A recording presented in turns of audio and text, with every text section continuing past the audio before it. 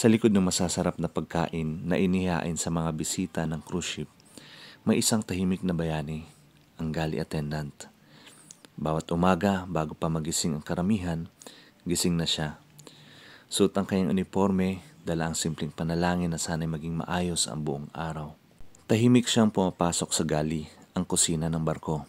Bit-bit ang dedikasyon at tiyaga. Sa kanya nagsisimula ang kalinisan ng lugar kung saan niluluto ang mga pagkain nagpapasaya sa mga bisita. Siya ang tagalinis ng bawat kasangkapan at tagahugas ng libo-libong plato, kutsara at kaldero. Hindi madali ang trabaho, mainit, mabilis ang galaw at minsan nakakalimutang pahalagahan. Pero sa kabila nito, patuloy siyang umingiti sapagkat sa puso niya, alam niyang mahalaga siya. Isa siyang mahalagang bahagi ng barko.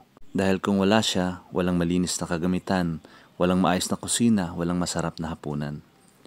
At tuwing matatapos ang araw habang nagpapahinga sa maliit na kwarto, dala pa rin niya ang pag-asa.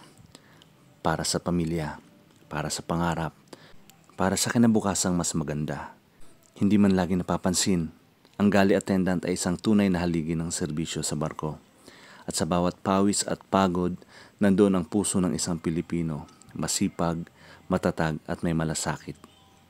Kaya kung may makakasalubong kayong galley attendant, huwag niyo silang kalimutang kamustahin. Mabuhay ang mga galley attendant.